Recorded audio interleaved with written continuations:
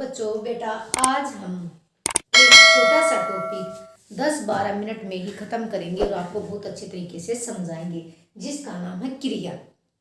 ये junior class से लेकर सीनियर क्लास तक आता हमारा व्याकरण का टॉपिक है क्रिया। क्रिया हम पहले समझेंगे कि क्रिया है क्या चीज़। क्रिया का अर्थ होता है काम। काम काम क्या कर रहे हो? हम सब कुछ काम करें, मैं पढ़ा रही हूँ, काम कर रही हूँ, आप सुन रहे हैं, वो भी काम है। सोना, खेलना, पढ़ना, हंसना, रोना, जागना, सभी कुछ क्या है? ये क्रिया। क्योंकि काम करना ही क्रिया होता है। हम इसको मेन छोटे शॉर्टकट में समझेंगे कि कोई भी काम करने का बोध हो या हमें कोई भी काम हम कर रहे हैं वो एक क्रिया है। क्रिया काम का ही मतलब होता है कि काम करें, क्रिया होता है। लेकिन यहाँ तक तो हमें समझ में आ जाता है आसान तरीके से, क्रिया काम होता भी सबको पता है कि हम काम कर रहे हैं, ये क्रिया कर रहे हैं, एक्टिविटी कर रहे हैं। लेकिन क्रिया के दो भेद होते हैं, वे समझने में हमें थोड़ा कंफ्यूज हो जाता है, लेकिन हम बहुत आसान तरीके से आपको अच्छे तरीके से समझाएंगे। फर्स्ट है सकर्मक और अकर्मक। यहाँ तक तो हमें समझ में आ जाता है कि क्रिया के दो भेद होते हैं, सकर्मक और अकर्मक। लेकिन हम वाक्य में कंफ्यूज हो जाते हैं कि सकर्मक कौन सी है, अकर्मक कौन सी है। आज हम वो कंफ्यूज दूर हटाएंगे और बहुत अच्छी तरीके से समझेंगे। हम एक तरीके से समझेंगे, रटेंगे बिल्कुल भी नहीं। समझना हमने नियम, रूल, रेगुलेशन इसके व्याकरण के होते हैं, वे हमें क्लियर होंगे तो हमारे सामने कोई भी वाक्य आ जाए। क्या होता है बच्चों के सामने, जो व्याकरण की बुक में होते हैं वे वाक्य रट लेते हैं बच्चे कि मैंने ये वाक्य पढ़ा था, ये तो सकर्मक था, ये वाक्य पढ़ा था, ये अकर्मक था। लेकिन उन्हें लॉजिक नहीं लगाते थे, सकर्मक क्यों आया और अकर्मक क्यों आया, ये हमने समझना। फिर हमारे सामने कोई भी वाक्य आए जो हमने अपनी बुक से सिर्फ उसके नियम, उसके रूल पढ़ने हैं, हमने उसके वाक्य, सेंटेंस बिल्कुल भी नहीं रटने। क्योंकि हमेशा बदल के हमारे जो परीक्षा होती है, आगे की परीक्षा होती है, बदल के आते हैं। टीचर आपसे टेस्ट लेते हैं, सेम दे देते हैं, तो आप बहुत अच्छे तरीके से लिख लेते हो और कहते हैं कि हमें मैम समझ आ गया। लेकिन थोड़ी चेंजमेंट होते ही आप कंफ्यूज हो जाते हैं। तो जिस तरीके से आज हम समझेंगे उस तरीके से हमारे अंदर कोई भी डाउट नहीं रहेगा। हमें समझना, देखो पहले से समझेंगे, साथ या सहित, ये चीज होता है साथ या सहित। कर्म, कर्म इसमें भी है, कर्म इसमें भी, लेकिन हमने साथ है,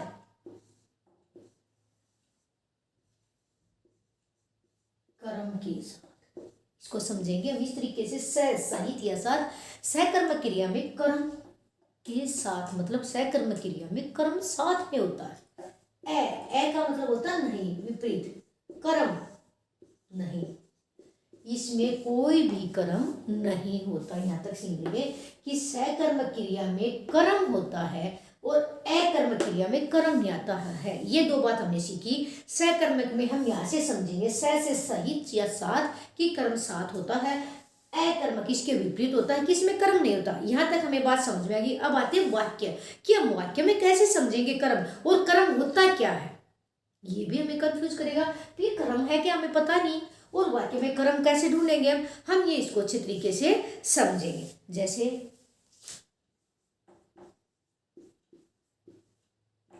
राम पढ़ता है,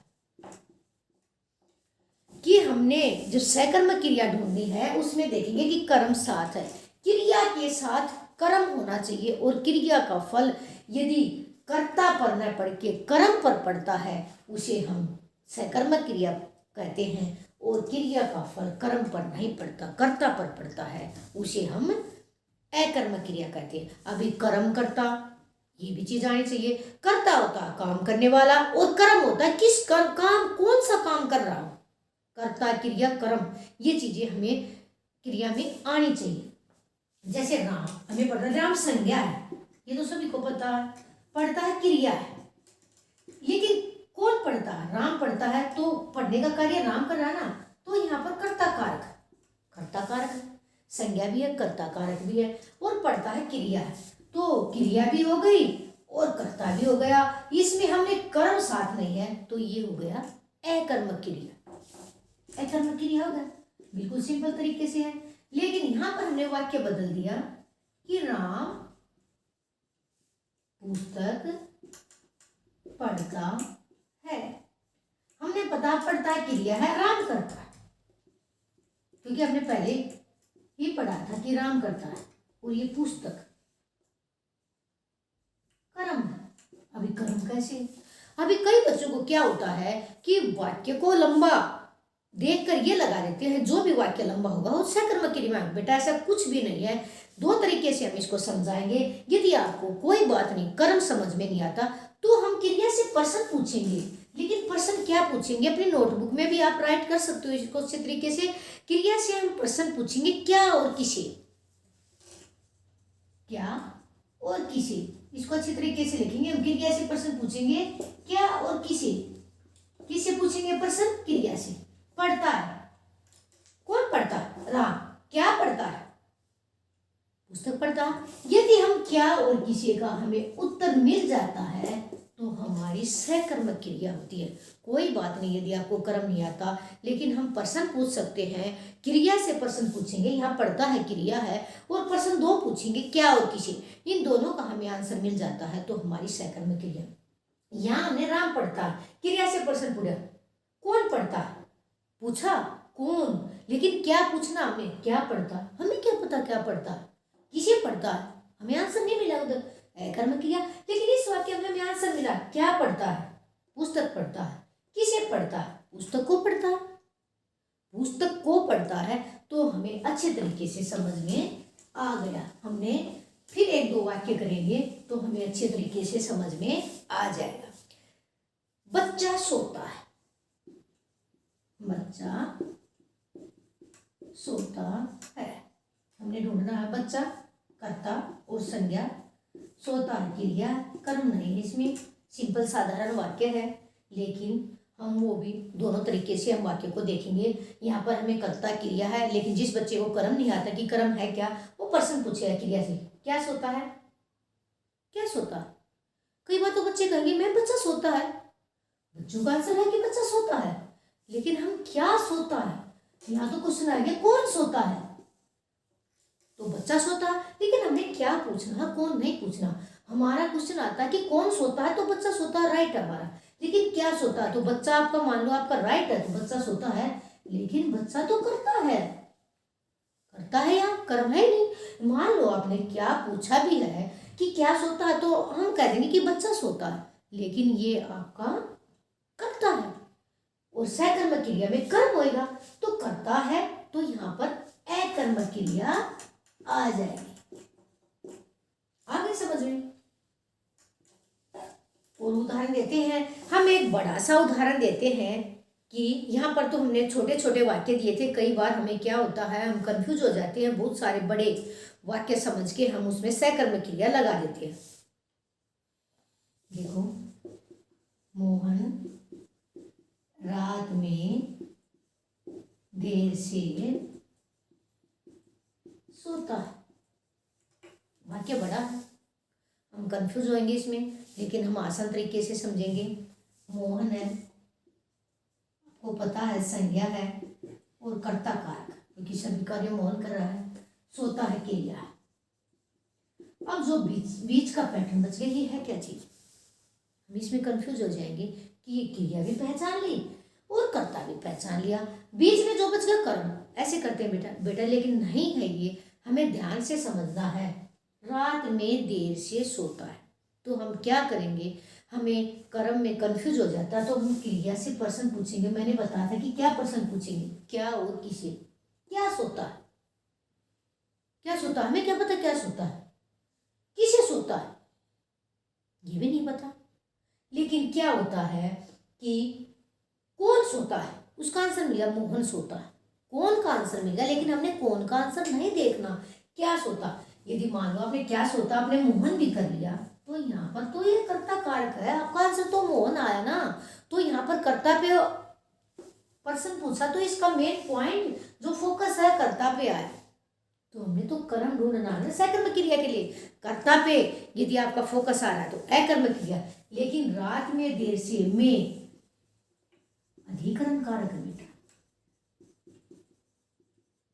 अधिकरण कारक में जो होती है में पर विभक्ति चिन्ह का प्रयोग होता है। देखो, कर्म को होता है, कर्म की विभक्ति चिन्ह को होता है, कर्म की विभक्ति चिन्ह को होता है, तो वहां पर कर्म को होएगा। हमें यदि रात में आएगा तो अधिकरण कारक आएगा। हम क्वेश्चन पूछेंगे क्या सोता है, मोहन सोता है।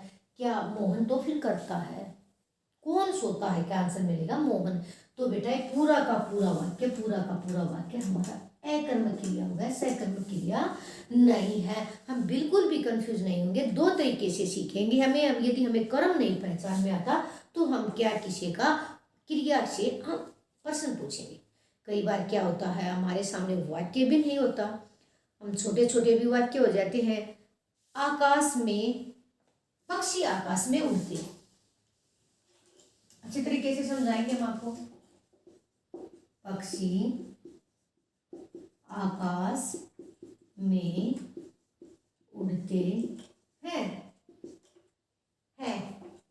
उड़ते हैं, बहुत सारे हैं तो अनुस्वार आएगा, ये ध्यान रखना है। बहुवचन है और है में भी अंतर समझना है एक वचन में आता है और है अनुस्वार जिसके साथ हो गया तो बहुवचन में आएगा।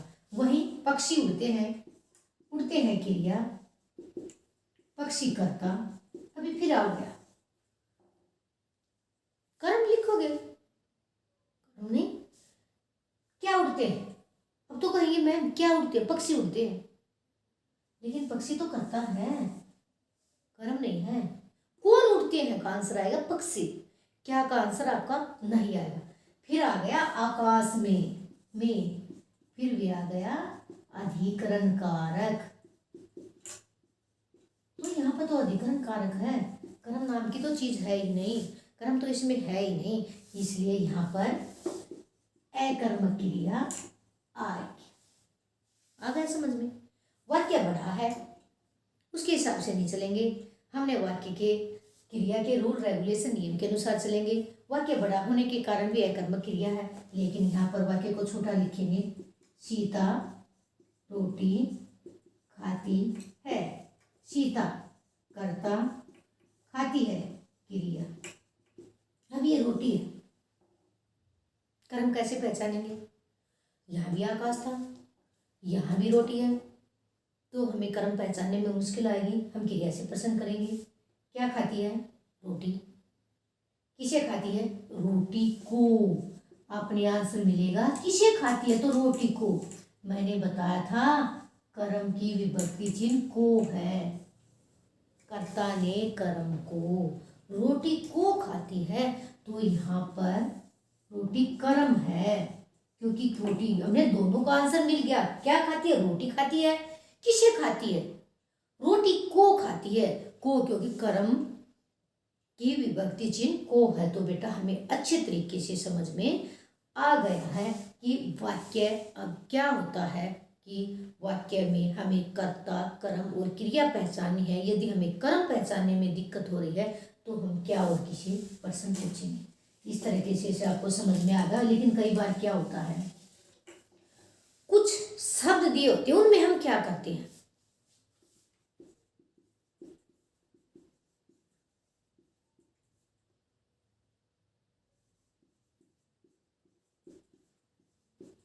ये आ गए पढ़ना, लिखना, हंसना, रोना, इसमें से हम कैसे पहचानेंगे कि सकर्मक कौन सी है, अकर्मक। हम इनसे भी क्वेश्चन पूछेंगे।